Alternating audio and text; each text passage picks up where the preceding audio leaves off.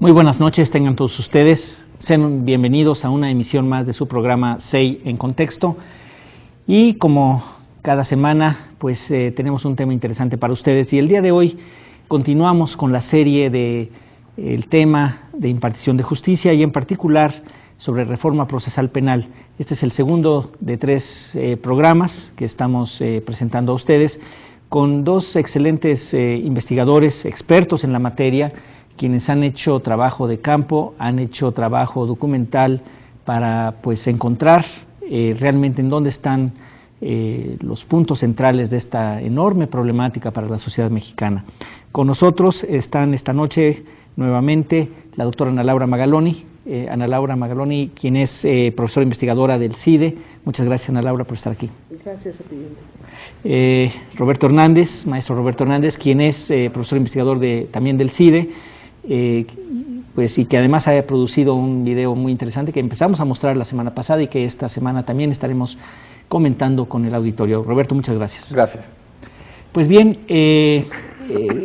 nos hemos abocado en la primera parte de esta serie a tratar sobre el diagnóstico de lo que es el problema de la impartición de justicia, y como todos sabemos, si partimos de un buen análisis de qué es lo que está ocurriendo, si sabemos qué es lo que está pasando, es muchísimo más fácil poder presentar posibilidades de solución.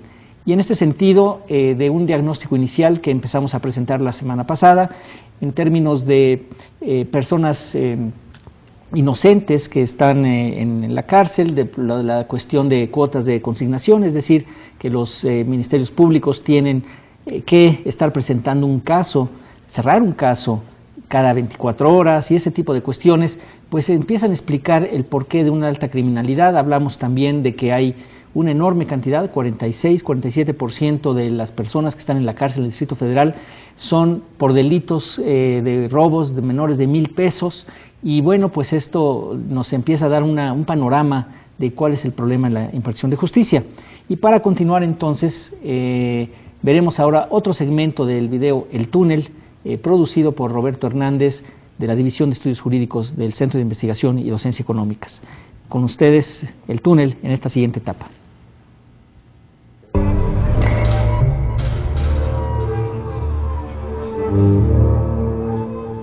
Es mejor que en la calle esté un primo delincuente que adentro un inocente, por el daño social que le vamos a ocasionar.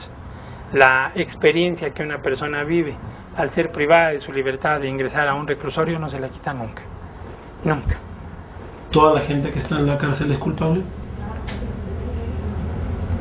Pues toda la gente que está en la cárcel de alguna manera tiene alguna implicación en algún delito. Mi hijo fue detenido primero aquí el 28 de octubre, aquí en la delegación de Tláhuac. El 30 de octubre fue llevado al reclusorio norte y les dijeron que se habían robado un carro. Y yo dije, no, sí, David y Francisco fueron los que me agredieron. Bueno, que me robaron ya, o sea, los otros dos fue David y Marco y Guillermo. O sea, no lo reconocí como nada, ni como el peor, ni como que me robaron. Pasan dos sujetos en una moto, yo paso con un compañero en otra. Cuando llegamos a una esquina, ya nos habían detenido ellos varias patrullas y los subieron a las patrullas. Llegamos nosotros, nos detienen. Nosotros preguntamos que por qué nos paraban, que no sabíamos ni siquiera por qué nos detenían. Yo creo que porque yo dije que iban en moto, y pues ellos iban en su moto los dos, a lo mejor pues se los agarraron. Sin miedo a nada, porque no digamos nada, nos subimos a la patrulla y dijimos, no, pues llegando a la delegación eso se aclara, ¿no? Porque obviamente no tenemos nada que ver en esto. Nomás a mí el ministerio me dijo, firma por favor aquí, y yo firmé, pero o sea, yo nunca me enteré que los estaba acusando de robo. En el Ministerio Público, y la persona que era la parte acusadora llegó, y entre ellos, entre las dos partes acusadoras estaban platicando de que nosotros no tuvimos nada que ver. Un policía llega a sus espaldas y le dice, tú señala a todos que se vayan al reclusorio. No sé si lo haya dicho por el bono que les dan, un bono que les dan por cada interno que metan a reclusorio, o no sé, o sea, no lo sé.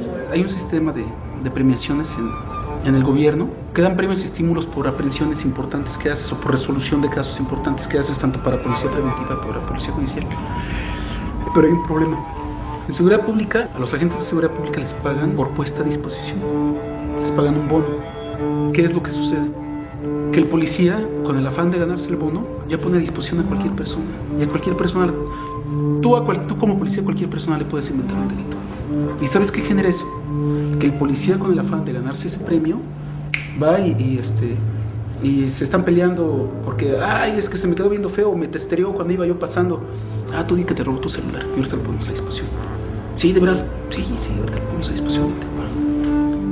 Al momento que nosotros hacemos el modus vivendi de estas personas, detectamos que son personas que tienen una forma honorable de vivir, que nos están diciendo la verdad además. Pero desgraciadamente, como hay una parte acusadora y hay otros elementos que al Ministerio Público le dan elementos jurídicos legales para integrar una averiguación previa por robo a transeúnte, estás mandando a la cárcel a una persona inocente.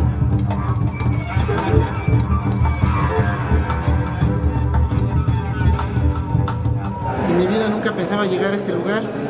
Y sí dice la parte acusadora que no me conoce, que nunca me había visto en mi vida. Desde que pasó he dicho que ellos no fueron. Ya a mi hijo lo condenaron a 7 años sin haber hecho nada, por una injusticia, ¿no?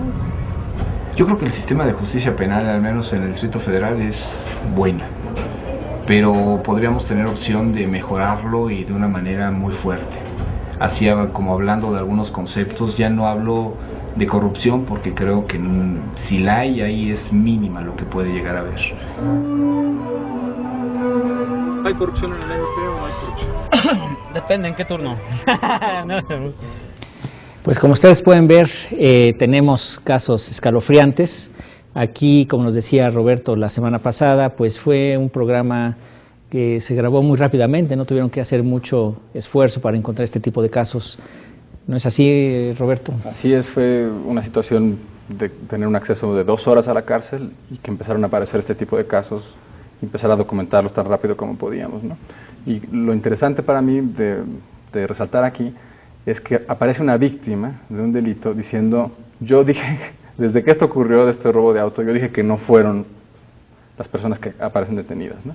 Entonces eso creo que es revelador de la falta de calidad tan severa, o sea, tan burda de la manera de operar de las instituciones, que ni siquiera lo que dice la víctima llega a los oídos del juez de manera clara, así la señal de no son estos. O sea, ese tipo de información no llega. Entonces imaginemos, si la información simple no llega, ¿no?, entonces la información compleja tampoco llega, ¿no? Entonces la falta de sensibilidad con que operan las instituciones es muy notoria.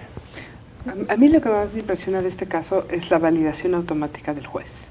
O sea, se ve a todas luces que es una averiguación mal hecha, ¿no? El delito no era robo, el tipo estaba en una riña, arman robo, iban en una motocicleta, si ibas en una motocicleta, ¿cómo te habías robado un coche? O sea, hay mucha contradicción ya de por sí en las declaraciones iniciales. Y bueno, te tengo que contar la historia de cómo terminó y quizá le tocaría a Roberto. Pero realmente ellos, tanto Roberto como Laida, decidieron, pues el caso les conmovió tanto que decidieron ver si se podía hacer algo, ¿no?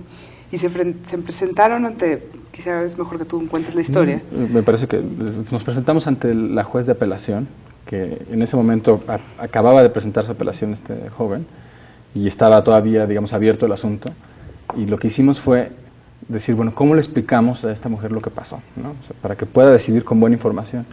Y editamos un video para ella, como explicándole, mira, aquí está la declaración de la víctima, aquí está la declaración del acusado, y que ella pudiera ver y contrastar exactamente lo que había pasado. Y fue muy curioso porque su reacción fue como de, bueno, el video no es prueba, esto no quiero saberlo, no me hagan perder el tiempo. Fue, a fin de cuentas, nos permitió pasárselo, lo vio, y cuando lo vio nos dijo, bueno, ¿por qué está en la cárcel? ¿No? Y eso sí nos demuestra la importancia de recabar evidencia directa por parte de los jueces. O sea, es increíble que el 80% de los jueces nunca le vean la cara al detenido. Con que un juez se hubiera detenido a hablar 20 minutos con la misma entrevista que hizo Roberto, quizá tuviera una impresión muy diferente del caso, ¿no? Entonces, ¿cuánta información pierden los jueces en este ritual de registrar todo entre papeles y tal y tal? Y al mismo tiempo, bueno, dices, suena poco estratégico, pero al mismo tiempo creo que suena el lugar de un juez muy débil. Se quiere lavar las manos, no quiero ver. No quiero saber cuál es mi responsabilidad en todo este asunto, ¿no? Y se escudan en la cantidad de trabajo, en cantidad de papeles, que tienen que estar leyendo cosas, y dicen, tengo mucho trabajo, ¿no? Esa es una de las objeciones favoritas de los jueces, es decir, bueno... Tengo que ver tantos casos. No, de hecho, no hemos hablado del tema de cómo se vería la solución de los juicios orales y tal, pero cuando se les habla de juicios orales, los jueces dicen, bueno, pero es que es imposible que yo esté en todas las audiencias, no puede ser. Tengo que estar atendiendo a los litigantes y leyendo el expediente. Y es una idea que creo que no hemos desarrollado aquí, pero en México todo, o sea, sobre lo que el juez juzga es sobre un papel, ¿no? Entonces, bueno, lo vamos a ver más adelante, no te preocupes, Roberto. Sí, porque quisiéramos ir desdoblando el tema, si les parece, y esta parte de inocentes en la cárcel, como dicen, pues es este tema tan grave, ¿no? De tener un paso rapidísimo entre la averiguación previa, y de ahí el juez que no escucha, transcriben prácticamente lo que se dijo la primera vez, y con eso se firma la sentencia prácticamente, ¿es así? Sí, aquí el indicador de personas inocentes en la cárcel, yo creo que es un indicador que al que más le pega es al juez. Es la función del juez decidir si hay evidencia suficiente para demostrar la responsabilidad más allá de duda razonable. El estándar de prueba que han fijado los jueces para estimar que hay más allá de duda razonable es bajísimo. Es más bien, no hay estándar. Más bien voy a como, sí. La idea es que no hay un estándar de prueba, o sea, no hay una idea de presunción de inocencia. Creo que se habla mucho de presunción de inocencia y creo que es una idea poco entendida. La presunción de inocencia no la tenemos en México. En México tenemos en la práctica una presunción de culpabilidad. Entonces, el rumor, la acusación de cualquiera... Eres culpable hasta que no demuestre lo contrario. No, y de hecho entras al juicio con una desventaja enorme. Todo lo que hizo el Ministerio Público ya tiene valor probatorio. O sea, el Ministerio Público ya te metió 3 goles antes de que tú puedas empezar a defenderte, ¿no? Y además desventajas en las percepciones. Por ejemplo, yo qué credibilidad tendría frente a ustedes si estuviera yo tras las rejas, vestido de beige, rapado, ¿no? Eso lo disminuye totalmente a alguien. Y así es como somos juzgados cuando... Pues perdón que tenga que interrumpir un poquito, porque tocamos 3 o 4 temas que me gustaría pasarlos al siguiente bloque. Nos tenemos que cortar en este momento, pero regresamos a estos puntos que están ustedes mencionando, que están empezando ya a abordar. Pues cómo se puede empezar a vislumbrar algún tipo de solución, según puedo ver. Regresamos en un momento con ustedes, sigan con nosotros.